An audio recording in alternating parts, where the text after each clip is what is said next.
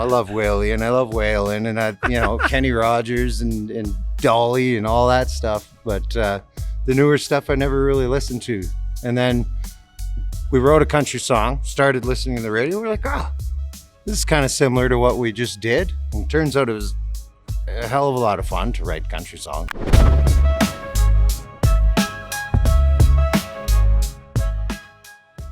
Ladies and gentlemen, welcome back to another episode of Airdrie Inside. I am here at Micro Acres once again for another show. Micro Acres creates such great microgreens. You should check them out. Make sure you find them and buy them and support them because they're a huge supporter of our show. They've given us their space all the time, and I really appreciate that. I am so excited about my next guest. We were just listening to you warm up, and not even warm up. You took your guitar out of the case, sang great. Miles Canyon, welcome to the show. Thanks for having me, Chris. Glad to be here. Now, Miles, you were just telling me off camera that Saskatoon used to be home. Yeah.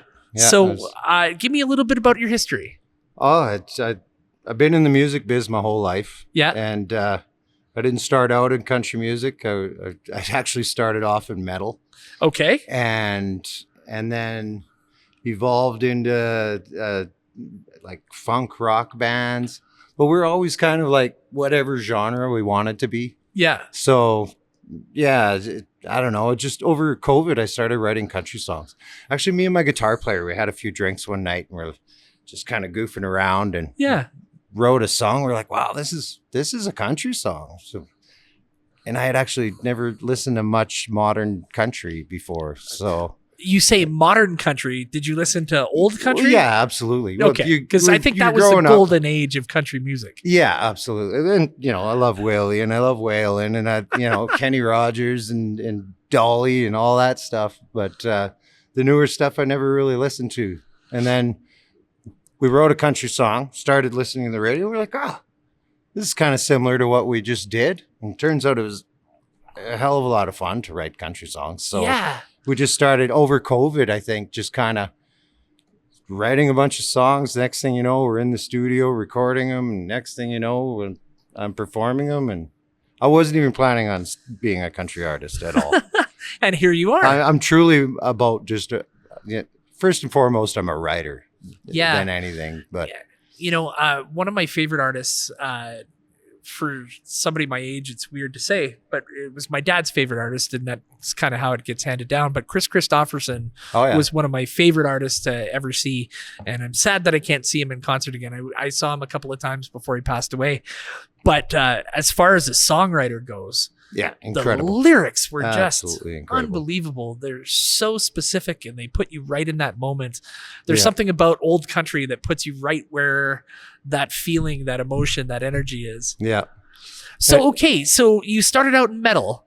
So what were your influences back then? I'm a huge Thin Lizzy fan. Okay. Yeah. So yeah, a lot of like Thin Lizzy influence, and then, Motorhead and good old Lemmy. Yeah. Good old Lemmy, stuff like that. And I still blast out heavy stuff every once in a while. And all my electric guitars are angry at me, though. Yeah. So it's this thing is the only thing that never leaves the house anymore. Now, this guitar has to be talked about because it has some history to it, I think. Yeah. Looking at it. So tell me about what we have here, because it looks amazing. This is a Nashville guitar. And I love that I can't drop a pick inside of it. It's great. You don't have to shake it out. And it's from Mexico, actually, and I've been in love with it ever since. And it's seen some days, and it's been beat up and dragged through the mud a few times, but missing some frets and yeah. So what brought you to the Airdrie area? I followed a woman here. Okay. I never thought I would be an Albertan. I really, and I should have done it ages ago. She was going to kick me to the curb if I didn't come out this way. Yeah. And then when I moved here, I was like, I don't know if I'll follow through with being an artist. It's scary. Like in Saskatchewan, I know all the musicians. They all know me. We're a community. Yeah, you've built. And then connections. I'm going to a place of strangers, and I'm like, I don't know how the scene's going to be. I don't know what it's going to be like. And then before I moved to to Crossfield, I was just hitting some of the open mics in Airdrie here.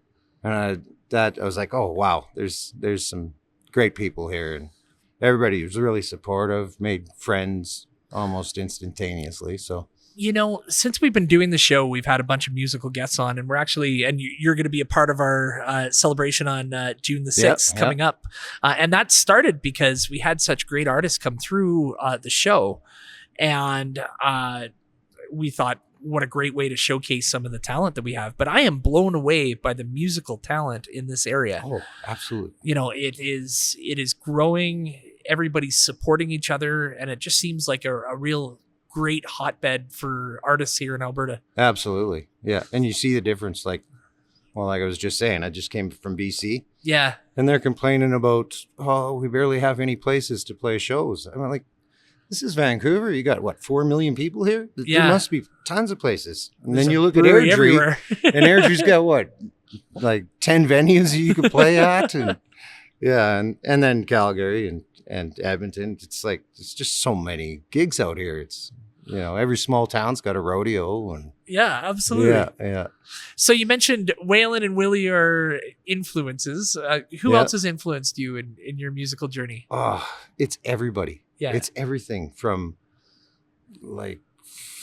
Fleetwood Mac to Bob Seger to Lynyrd Skynyrd to it's all over the map. Man, you hit 2 on the head there for me with Fleetwood Mac and Bob Seger. I think Dreams is one of the best songs ever. Rumors is one of the most brilliant albums on the planet. Talk about a musical journey of you just hear the angst and the conflict going on between those couples. What's that one song? And if you don't love Silver Springs.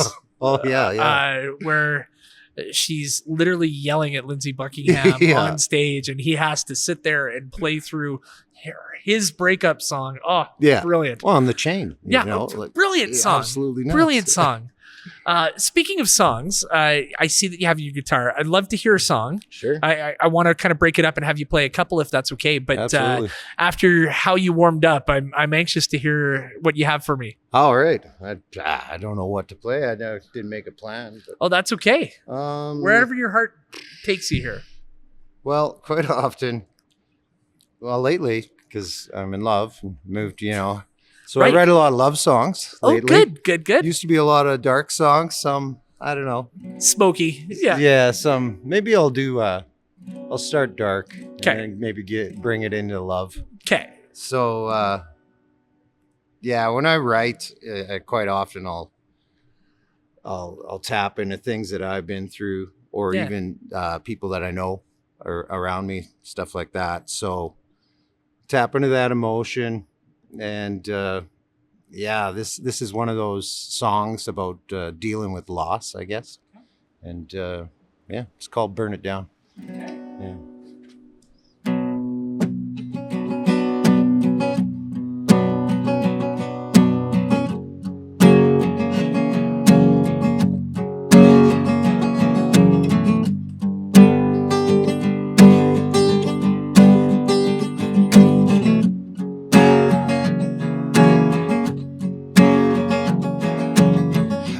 Took to the jailhouse, said I ain't done no good.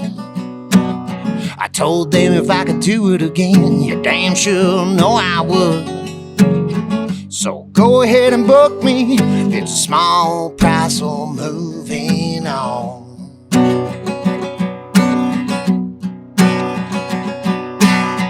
I could see that cop car from 7 miles away. I sat there drinking whiskey on my lawn chair while I wait. Couldn't drink away memories in this one ball town. That's why I had to burn it down. When the lawman showed up, he pulled out his gun. Held me in his process, expecting me to run. I just smiled and said, hey man, come and join the fun.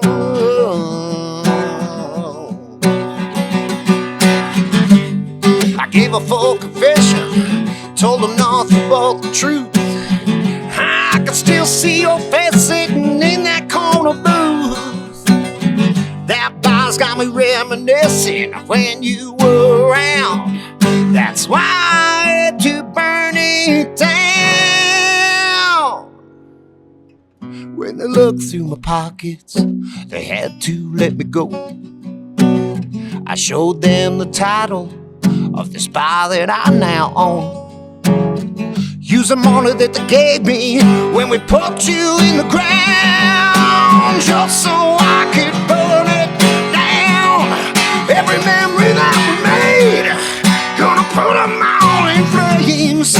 And if I see that bar again, I know I'm gonna break.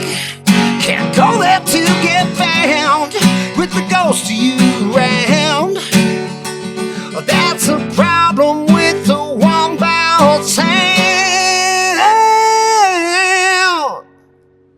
That's why I had to burn it down. That was fantastic. Thank you. And Arson has made an appearance on the show. That's a first. Yeah. That's fantastic. So did you burn down a house? Is this Well, what there's you're... no bar in Crossfield. No.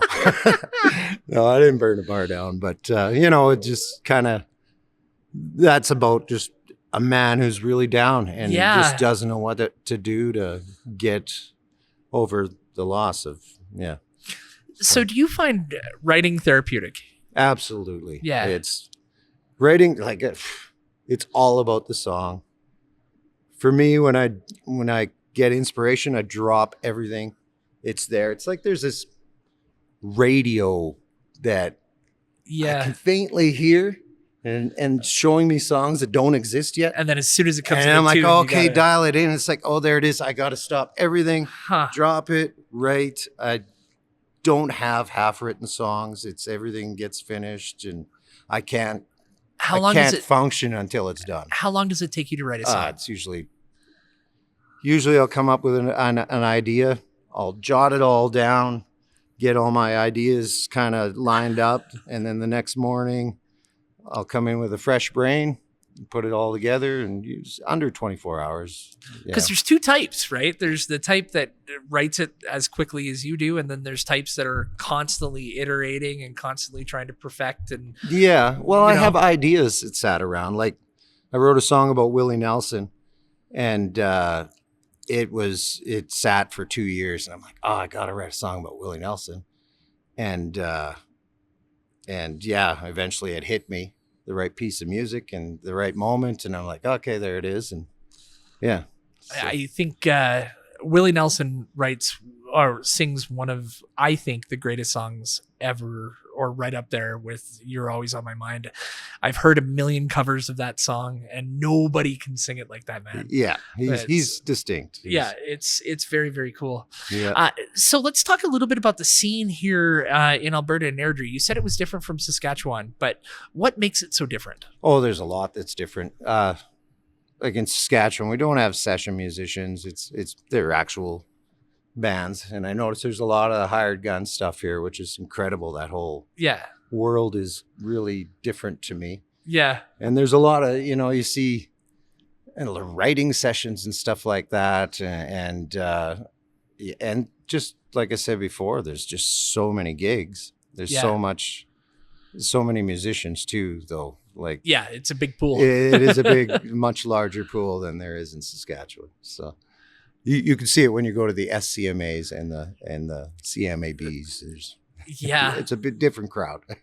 Yeah, I like I said, the talent level and just I've seen it grow so much in my time here in Airdrie alone. Before, we had maybe one or two artists that would be notable outside of the city, and now I think we're looking at award winners almost everywhere across the board. I think Kyle McCurdy's from here, isn't he? Yes, he is. Yes. Brandon Lorenzo. Yes. And, there's lots of great musicians that are coming out of here. So it's neat to see everybody breaking through. It's pretty cool. Well, and for me, it's fun because like I said, I knew everybody in Saskatchewan, so you know all their tricks. Every time you could see. So now I come here and I'm like, just getting wowed. Like, You mentioned Celine there earlier. Yeah. Holy smokes. She wows me. So Celine. So many artists wow me. Celine was on the show, and she sang a song about cheating, but she sang it from the mistress's point of view. Oh, yeah. And it was a very angry song, very, very good song. But through the whole song, she made eye contact with me, like she was singing it right at me. And I was so uncomfortable. Intense. And I said to her afterwards, I'm like, you made me uncomfortable. She goes, yeah, I do that at my show. Like, I'll pick one guy in the audience. Awesome. And I will make him feel the hatred of that song. Oh, And I'm she's like, so wow. good. But yeah, just incredibly talented. And actually, after her episode was when we came up with the idea to do the music festival, because we're like, there's so many cool musicians. We want to kind of put them in one spot and highlight it and find a way to get everybody some cash and get paid for the work they do. So yeah, well, and I know all those musicians on that lineup there. It's awesome. It's going to be really cool. And we can't thank you enough for agreeing to play on it. What else do you have for me? I can give you the Willie Nelson song. Yeah, let's hear it. It's it's funny because my idea for that song originally came because I come across a buddy of mine from Saskatchewan in the L&M the one day, and he's like, oh, we should do a writing session together. I'm like, yeah, let's get together next weekend. And then he gives me a shout on the Thursday or whatever, and he's like, I can't make it. I got called in to go play Willie Nelson's 90th birthday at the Hollywood Bowl. Right. I'm like, well, okay, fine. Are you sure you want to do that over this? Yeah. Yeah. So then it got me to thinking about Willie, and I'm like, geez, he's the longest running, he's longest touring. He's the oldest touring musician alive. Absolutely. And he's a legend. And yeah, I wanted to write a song about him and kind of tell that. And then it's funny, I did write the song, and it's a song about if the end of the world ever came, there'd be nothing left but the cockroaches and Willie Nelson. And it's called Roaches and Willie. So my buddy who originally, I was recording the song in the studio, and I call up my buddy, and he's a guitar player. And I'm like, well, it'd be awesome if you could play on this. He's like, man, I'm like driving up Willie Nelson's driveway right now. I could show this to him. Oh, wow. I'm like, yeah, that'd be awesome. Great. So yeah, he brought it in and showed it to Willie, and it put a smile on Willie's face. And that's, I could die. That's a badge of honor I could there. die now. Yeah. Putting a smile on Willie's face is the best thing. Yeah. I'm looking forward to it. Roaches and Willie. Roaches and Willie. Yeah.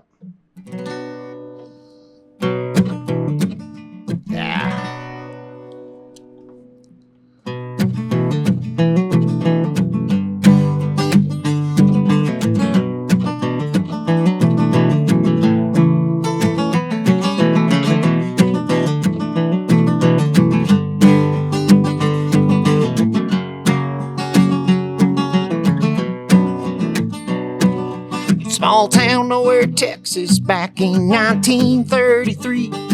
Came a man that you don't mess with since he came to Tennessee. They called him Redhead Stranger, some people called him by shotgun. Him and that gun are always loaded, he's a stranger to no one. In another 100 years from now, he'll still be on the road. Even if this great big ball all goes up in smoke, if everything burned to the ground and there ain't no human beings, they'd still be the Roaches of Willie. With the trigger in his fingers, he paved out his own dirt road. And that outlaw country singer sure ain't made like that no more. Oh, Willie ain't going nowhere, 'cause they only made the one. And the last man that be standing is the man they call Shotgun. In another 100 years from now, he'll still be on the road. Even if this great big ball all goes up in smoke, if everything burned to the ground and there ain't no human beings, they'd still be the roaches and Willie.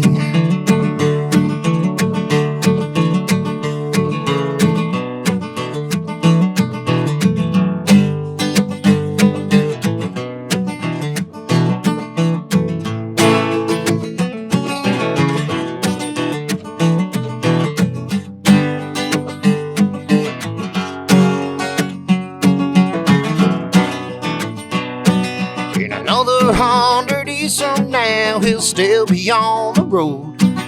Even if this great big ball all goes up in smoke. If everything burned to the ground and there ain't no human beings,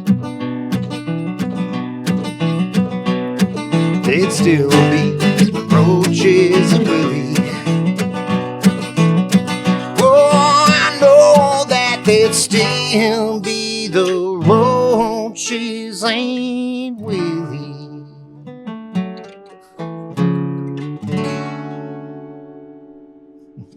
That was fantastic. Thanks. I just got back from Nashville, Tennessee, as we were talking about off the camera, and I was at Tootsie's Bar, the bar where Willie Nelson would play all the time. Awesome. And you see pictures of him everywhere, and like the writing on the tables are all like 50 years old kind of thing. It's just crazy. Smell the cigarette smoke Yeah. on the walls. Can't smoke there anymore, but Yeah. it still smells like It still smells like smoke. You Yeah. still feel the ghosts and you feel the history.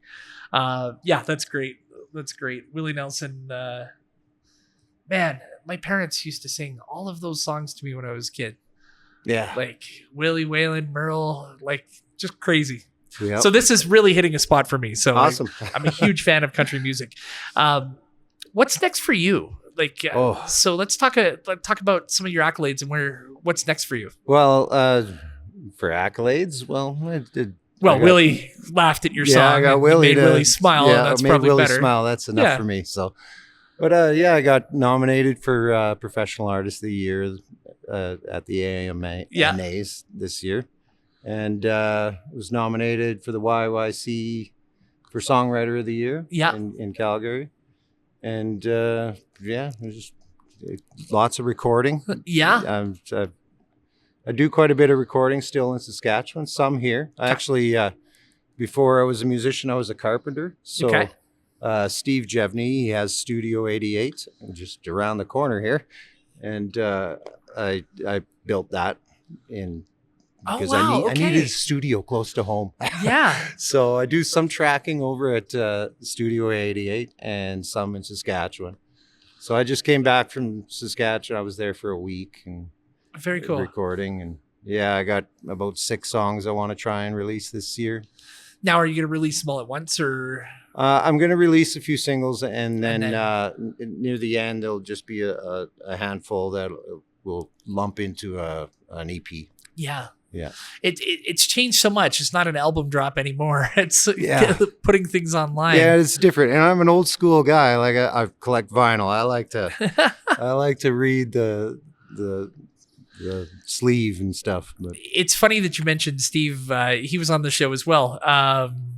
And the episode prior to him, we were talking about a very heavy topic, and it was about personal loss. And I ended up tearing up at the end of the interview. I could barely finish it. It was very emotional. jeez. And I was thinking to myself, I'm like, God, I can't deal with another kind of emotional punch. Right. And I'm like, who's next? And I kind of forgot. And then Steve walks in with his guitar and plays a song about drinking. I'm like, that's the speed I'm looking for. So Steve kind of saved me from having a very depressing evening. It was, Yeah, I it was didn't play quite any lovely. sad songs. So. No, but it was good. So that's my Steve memory, is him pulling me out of a nosedive there. Yeah, he's good at that. Yeah. Very good. And where do you see the scene going here? Like, what's next, do you think, for all of Airdrie and the community here? It's sky's the limit here. It's the Yeah. Wild West. Like, Alberta is something. It's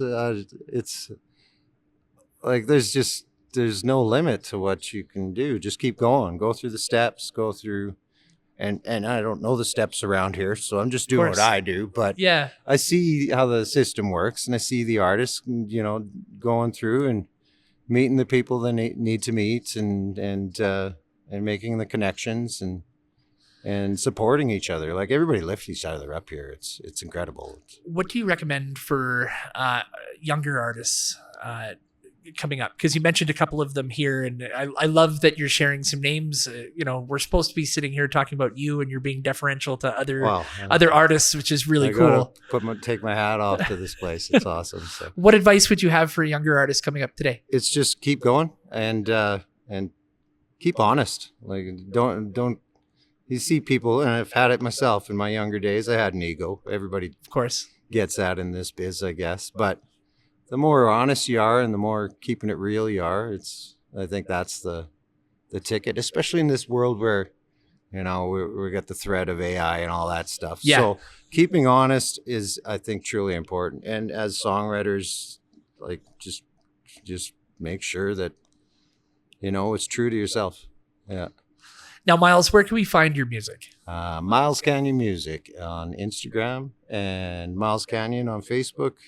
And Miles Canyon Music on TikTok and what's the other one? YouTube. YouTube. Yeah. Excellent. Can you give us one more song to play us out? Absolutely. I would love that. I'll give you a love song. I like that a lot. I got to do a love song then. Since you're in love now. Yeah, since I'm in love now. It's funny. We've been together for now 5 years, but I've known her for 23 years. I used to tour in the Yukon, and she was working as a waitress in a cocktail bar.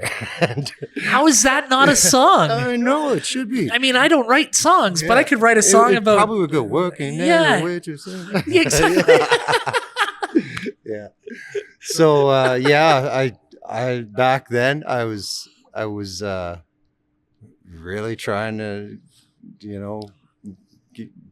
start something with her. She wasn't having it. She had her own plan. And truth be told, I was a touring musician, so I wasn't the best person to date. Yeah. And then, years later, she called me up. Said, "What are you doing?" I said, "Fishing." She's like, "Take me fishing." Wow. Now I'm an Albertan. I love that. Yeah. So this song is loosely based about how we met. And that sort of thing. It's called Me, Myself, and the Walleye. Also, if you know a good place to find a fishing hole for walleye around here, it's pretty hard to find walleye. We've got lots of them in Saskatchewan. If any of our listeners out here know where we could get walleye, let me know, okay? Yeah, or message, Miles Canyon Music. I want to know where your fishing holes are. What a great name for a song. Yeah. My girlfriend up and left me. She said that she don't get me 'cause I'm fishing all the time. She says it's kind of stupid. She don't know why I do it. Well, I'm glad she said goodbye. Well, I don't really need her, just my rod and my leaders, and I'm having the time of my life. Yeah, I'm doing all right with me, myself, and the walleye. I ain't ever gonna be alone out here in my aluminum boat. I have my own conversations with every fish I have on the line. And my heart is doing fine, 'cause it's hanging on the end of my line. Yeah, I'm doing alright with me, myself, and the walleye. Well, I was on a mission to catch the biggest fish in the lake one Friday night. There I was fishing, this girl's skinny dipping. I said, "Look out for my line." She swam in all her glory. She said, "No need to worry, I could tell you're a little bit shy. But the only thing I'll bite is me, myself, and the walleye." She said, "Why are you fishing alone out here in this aluminum boat? You should be out here swimming with me in the full moonlight." There ain't no way I was saying no, and off came all my clothes. Now she's swimming out here with me, myself, and the walleye.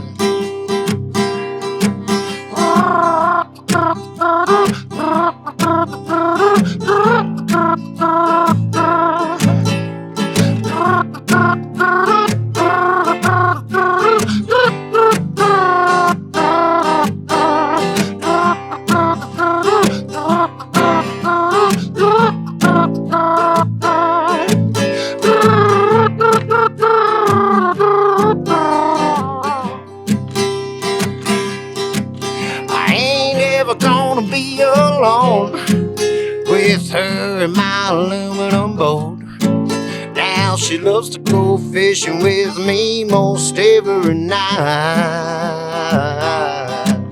I didn't think I'd find my wife skinny dipping at the end of my line, fishing in the dark with me, myself, and the walleye.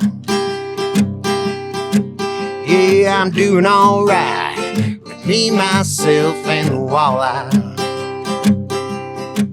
Yeah, everything is fine with me, myself, and the walleye. Fish on. Miles Canyon, thank you so much for coming on the show. Thanks for having me. That was fantastic. We're going to be back with more great episodes coming up shortly.